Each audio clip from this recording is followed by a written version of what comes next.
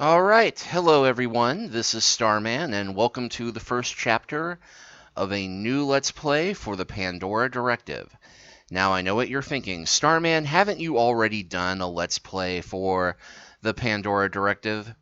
At least you're probably thinking that if you're watching these in order. Well, the truth is that I have indeed done a Let's Play for the official canon part through the Pandora Directive. As I mentioned in my previous Let's Play, this game has 6 unique endings. Well, 8, but there's a little bit of a question mark there.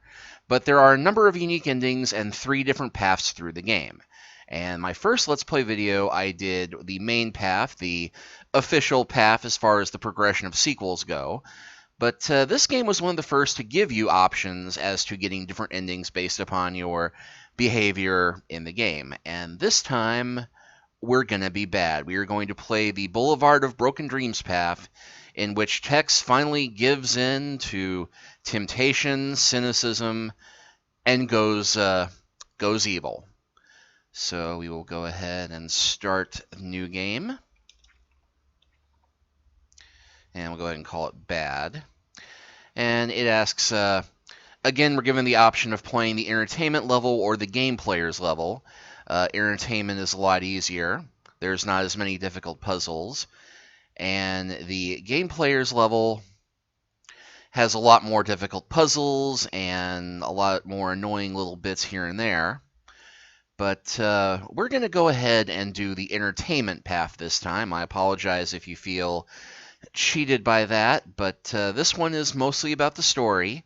And if you really want to see the game player level with all of the infuriating puzzles, you can go back and watch my first Let's Play of the Lombard Street path through Pandora Directive. So with no further ado, let's go ahead and get started and watch the opening movie.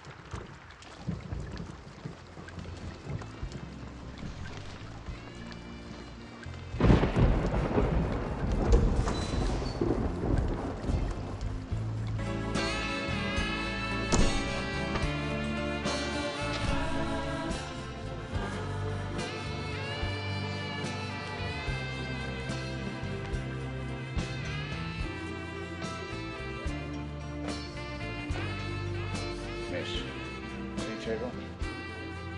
You know, I'm turning 30 tomorrow. Did you know that? Well, happy birthday. You know, I was just thinking you don't look a day over 25. Liar. I don't know. I've just been feeling very stuck lately. You know, I cannot remember the last time I was surprised by anything. Can you? The last time I was surprised was by you. Well, you know what I mean. I'm just surprised that we're able to stay good friends. I've been thinking about moving. Maybe Phoenix. I've got an old college friend that lives down there, and she says it's nice. I think the change would do me good. What do you think? Yeah, I think you'll love it down there, 'cause there's square dancing and 10-gallon hats and armadillo hunting. And macho yokels with names like Tex. Okay, that's yours. So tell me, what do you think? You think I should go or not? Well, you know, Arizona may seem like a much more exciting place than San Francisco, but it's dangerous down there. At least around here, you got your friends checking out for you. It's dangerous everywhere. I mean, especially here. I mean, did you hear about that co-ed? Someone murdered her in her own bedroom. I didn't hear about that. Who killed her? Well, the newspaper said it might be a serial killer. They gave him some kind of crazy name. I don't know. I can't remember what they called him. Well, doesn't that stuff scare you? I mean, I'm a tough guy, and it scares me.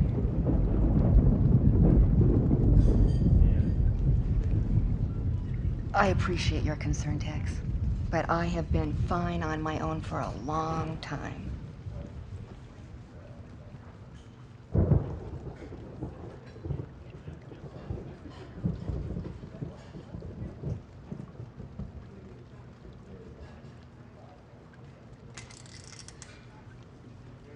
Looks like the rain's letting up.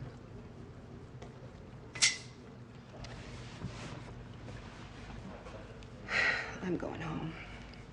Got a big date? Oh, yeah. Cary Grant and a pint of Haagen-Dazs. Hold me down. See you later.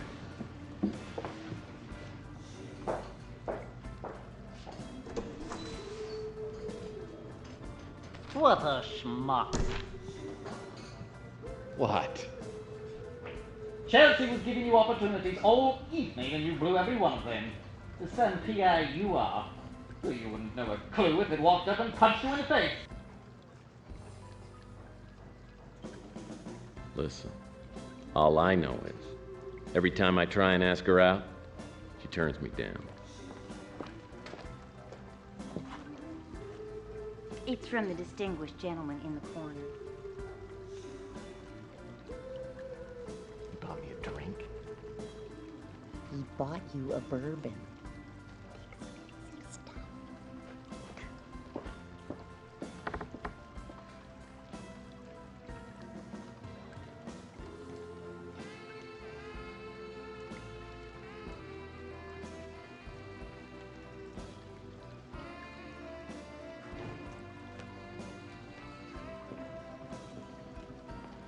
Oh, good evening, good evening. Gordon Fitzpatrick is my name. Please sit down, sir. You know, I am not in the habit of eavesdropping, but I do believe I heard someone say that you were a private detective. That's right. I'm a licensed private investigator. Oh, delightful. It's a pleasure indeed to meet you. And your name? Murphy. Tex Murphy. Tex Murphy. Well. This is fine. Now listen, let me ask you this, Mr. Tex Murphy. Have you in your work ever had the occasion to seek for a missing person? Sure. I can do that. Well, then perhaps we could do some business. I think we can work something out. My office is just around the corner, the Ritz Hotel. Why don't we go there?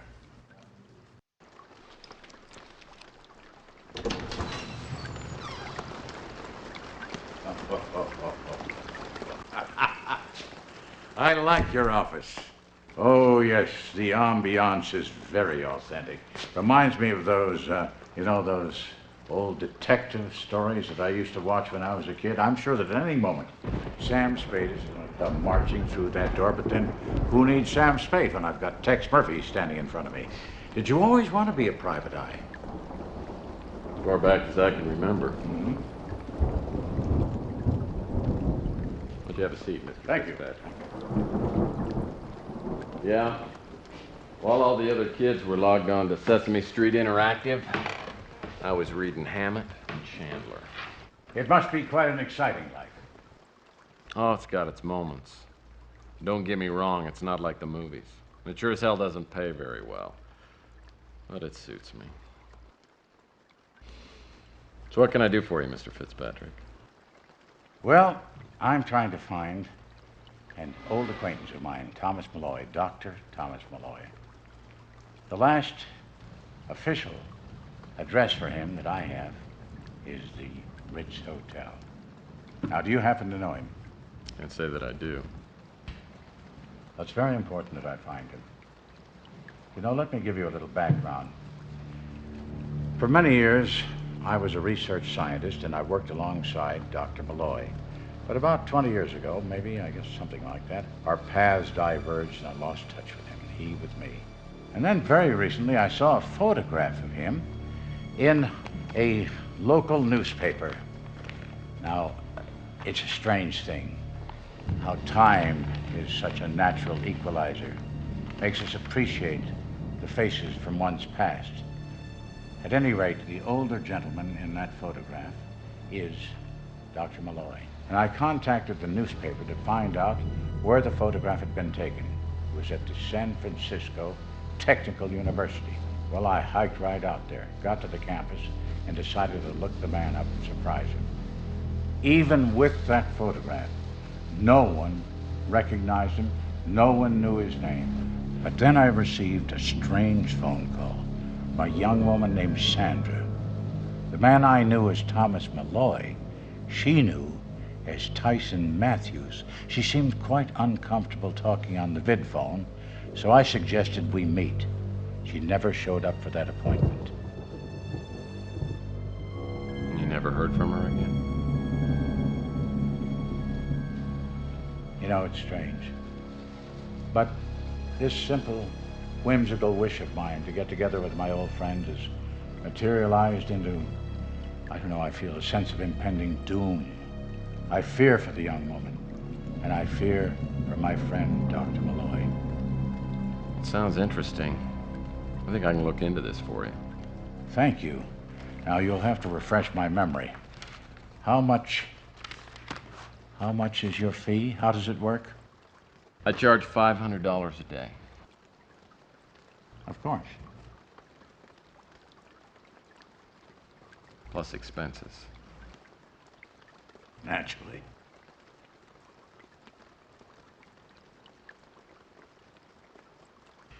There, that should be enough to get you started. And here somewhere, there you go. I could be reached at that number. I'll be in touch. I feel we're off to a good start. All right, Mr. Fitzpatrick.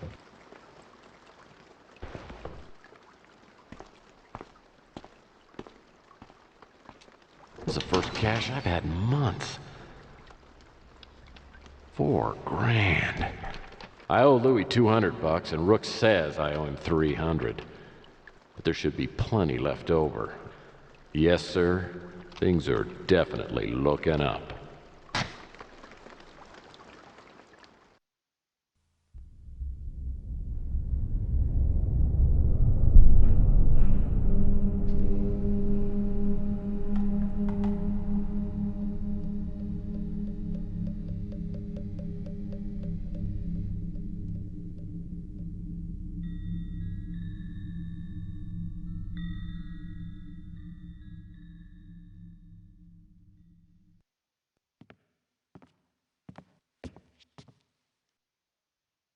Fitzpatrick didn't give me much to go on.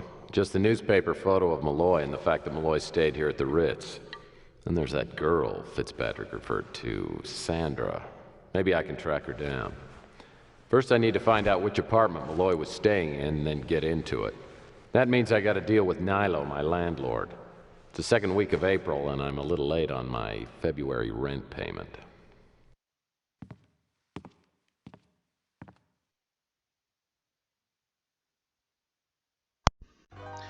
All right, and we are back in control of our own destiny at the moment. Wonderful little opening movie, though, but things have changed a bit since the last game, Under a Killing Moon. For one thing, Tex's apartment has become much bigger. Space Girl Doris. With your own form-fitting airsuit and come-hither smile, I still dream of you and a lunar landing. Yeah, Tex was able to take the money that he got from Under a Killing Moon, which, a slight little continuity change between stories. He wound up getting a bit of money from the Mutant League in exchange for his efforts in saving them from genocide, and he was able to use that to have his apartment renovated. How exactly that works when he's renting the top floor of a hotel is beyond me, but let's not quibble. This is the certificate and a copy of the check the Mutant League gave me after my last case. I used the cash to expand my office, buy some furniture, and pay off my debts. That left me with $4.12. But money well spent, because he now has an actual bedroom off the office rather than a cot in the corner of the office. My parents found this in the attic and sent it to me. I remember the pastoral days of my early youth, riding on my trusty Mount Striper, chasing bank robbers and horse thieves. And all that came to an end one summer afternoon during an electrical storm. The lightning struck a transformer near our home, creating a tremendous power surge.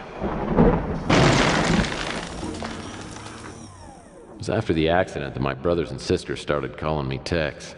Whenever I asked them, they'd just laugh and wink at each other. I never did find out about that nickname. And now you know. Well, it's not the dog was named Indiana, but it ain't a bad story as far as these things go. And there's the pathway to the office.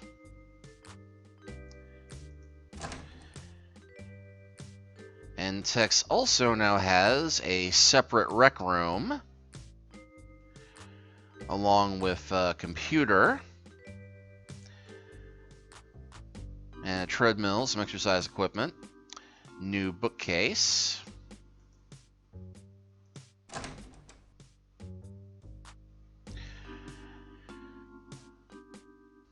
and a brand new stairwell that leads down to the main office.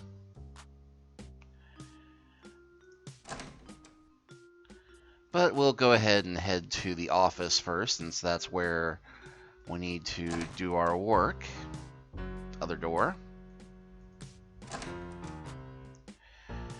And oh yes, we now have an actual foyer on the office.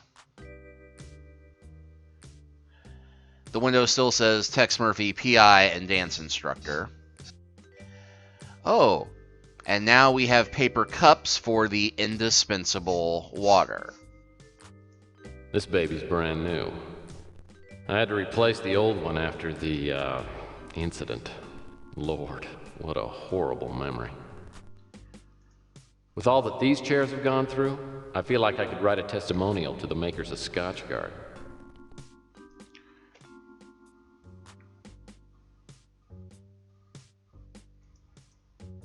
Whoops. Hit enter a little too quickly there. Eat the rich dog food. A little gamey, but not bad for the price. I've had this jackknife ever since my Weeblos days.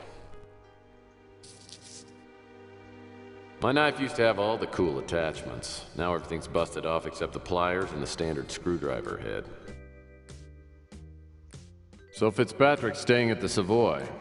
Guess I can call him on my vid phone if I need to talk with him.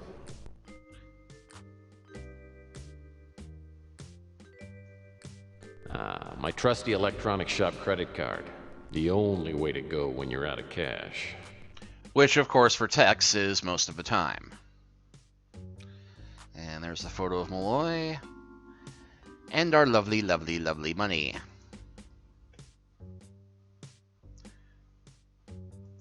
Rusty the Clown's Fun Book. The only pop-up book in existence with a must-be 18 years or older sticker.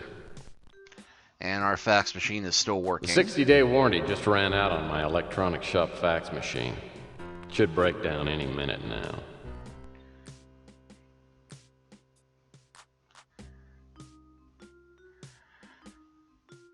And got a new picture here. Between my wedding ring and this picture of my ex-wife Sylvia, I will never, ever forget that women are alien creatures capable of great destruction. This picture was taken of my ex-wife on her 25th birthday. Yeah, she was gorgeous. Makes me wonder sometimes why we couldn't make it work.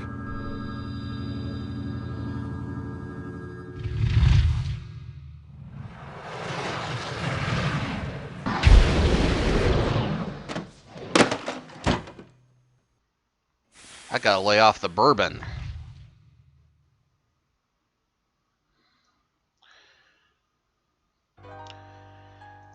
That's a New York Times bestseller, Men Are Imbeciles, Women Are Erratic. My mom sent this to help me with my love life. I've read the first chapter and I think the author's a hermaphrodite. One of these days, I'm gonna realize my dream of opening a spelunking shop in the Utah desert. I borrowed this magazine on my last trip to the dentist. I've always been crazy for the Miracle Nails model. Let's not ask why he decided to borrow it. Ritual Virility is a guide to scoring with women. Step number 1, get rich. Guilty as Heck, the gripping saga of Lance Knight, the soft-boiled PI. We can have a bit of fun looking at most of the items in Tex's office. He lost the world's largest piece of elbow macaroni sometime between Under a Killing Moon and now. I haven't played my phonograph since it destroyed the A-side on my Bill Shatner Sings the Blues LP. I got this from my grandpa, Audie Murphy. It was signed by Richie Havens. Grandpa said he was the original singing detective. And a bit of a nod there that I didn't notice in my first Let's Play.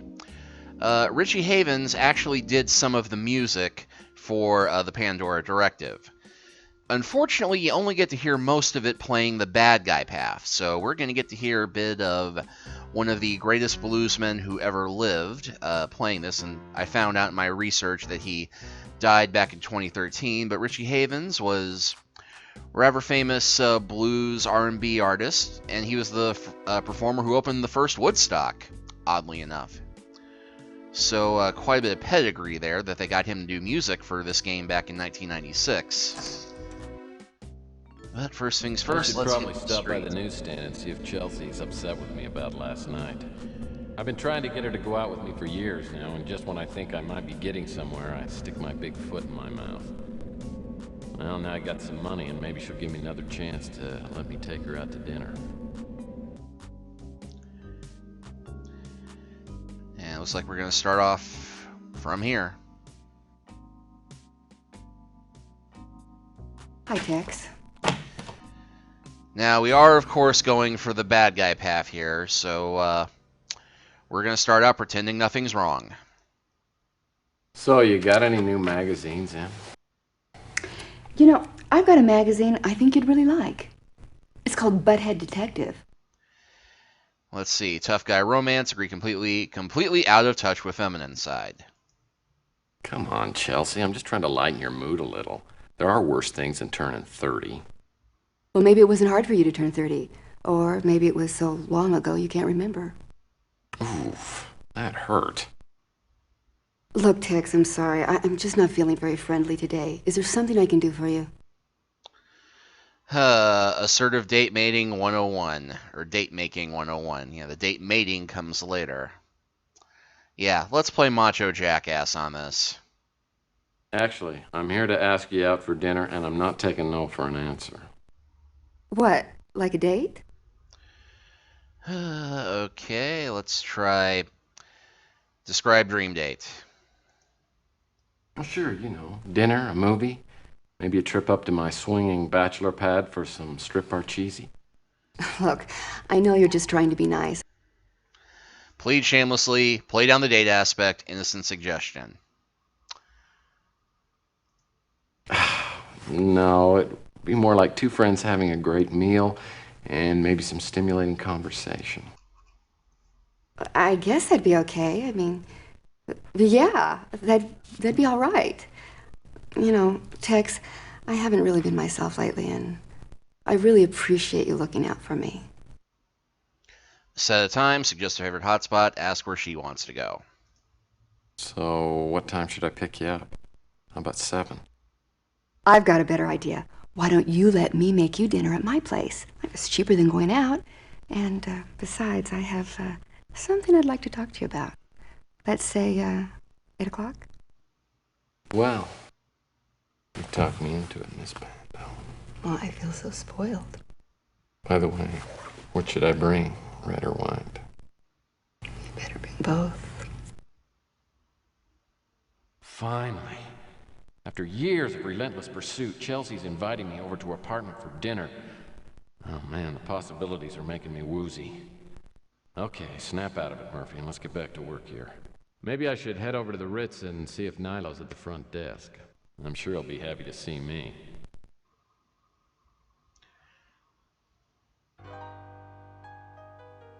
And yeah, we're on a bit of a railroad playing the entertainment mode. Hold it right there, you sneaking piece of slop. In the game player mode, you get to explore the streets a little bit more thoroughly earlier, but we can go ahead and go with this. So, yeah, obliviously pleasant, play it cool, hint at violence. We're going to go straight up antagonistic on this schmuck. You know, I think I might just grab that cigar and shove it down your throat. What do you think about that? One more crack like that, and you can go look for another dump to live in. Pay up your rent, or you're out of here. Capiche? Okay. We will begrudgingly pay him what we owe.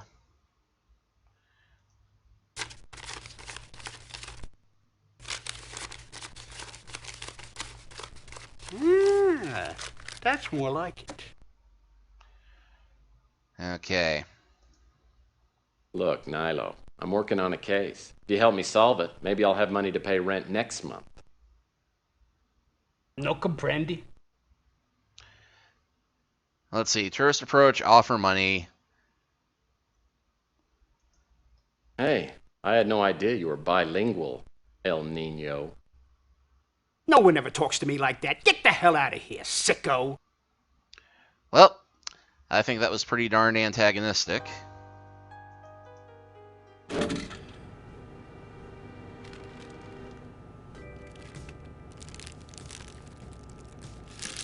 Sheesh.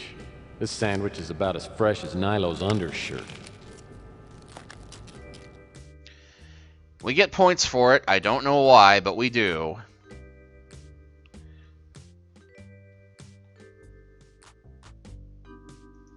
This piece of notebook paper looks like it's been used for a coaster. Well, looks like Nilo's in for a busy and productive day. Yep, new issue of Playbub. Get it? Store, pork rinds, pig feet, beer, pink fluffy cupcake things. Test results at clinic, renew Playbub subscription, fix camera in women's bathroom, pay off babysitter. Nilo is a bit of a sleaze in case you hadn't noticed. And difference here from the gameplay mode is that we don't get the crossword puzzle that we can complete and mail in to get a quick $100. This mail drop box adds a nostalgic touch to the lobby. Alright, well I don't think there's anything left to interact with except for Nilo himself. Nilo is undisputed proof that man evolved from apes.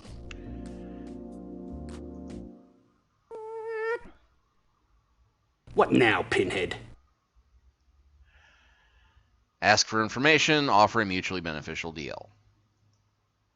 Look, Nilo, I'm working on a case. If you help me solve it, maybe I'll have money to pay rent next month. No comprendi? Okay, we'll go with offer money.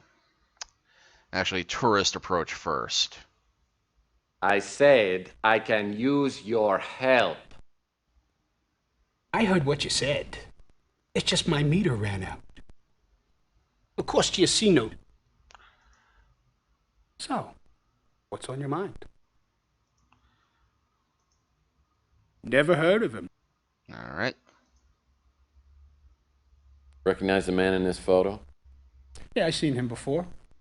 What can you tell me about him? He used to stay here. Gone now. Which room did he stay in? Hey, What name did he use when he signed in? Matthews. Tyson Matthews.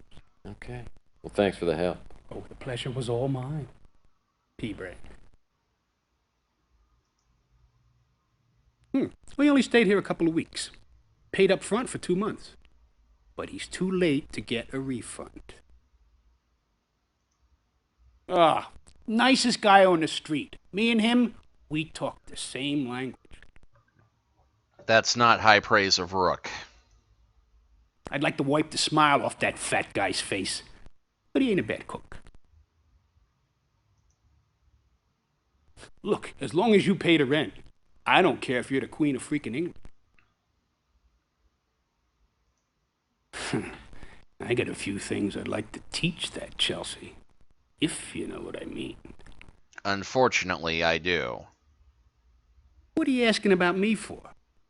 Want to ask me out on a date? Apartment A is through the door by Nilo's desk and up the stairs. Nilo's had a hard time keeping tenants, so Malloy was probably the last person to stay in the room. Hopefully I'll find a lead once I get inside.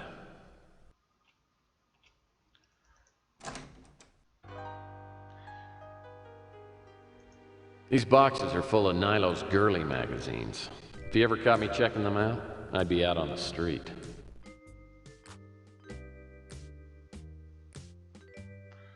All right, well, here we are on the hallway below our floor, and that's apartment A. What a scumbag. Nilo knew I couldn't get into the apartment without the code, and now he'll probably want to charge me a few $100 for it. At this rate, I'm going to be broke again in a hurry. So, this is where Malloy stayed. The beginning of the trail. All right. Now, of course, we can pay Nilo for the code, but since we're being the hardened asshole PI this time around, we're going to go a different route. What do you want? I'm busy here. Fed up, ask for your money's worth, really, really annoyed. We will, of course, be really, really annoyed. So how much is it going to cost me to get some cooperation, you slimy scumbag? Look at the pot calling the kettle black. $500. Refuse assertively. Well, I'm not going to give you another dime. You give me the information or I'll turn that mug of yours into taco meat. Okay. On account of my good mood, I won't charge you. Besides, I can't fit any more of your money in my pocket.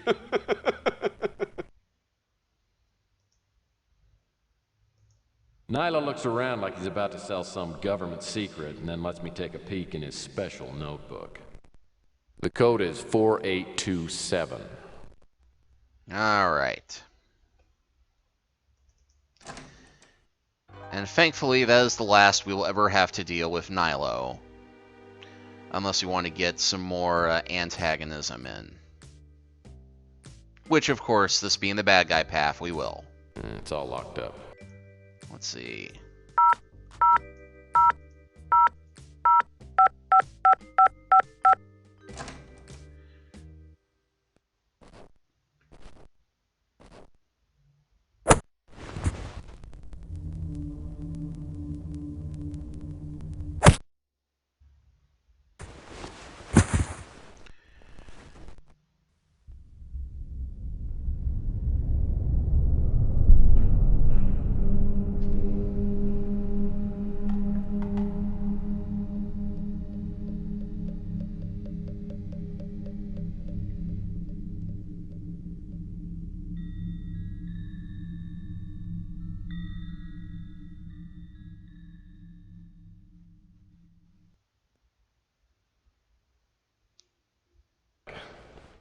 My head feels like it's full of molasses.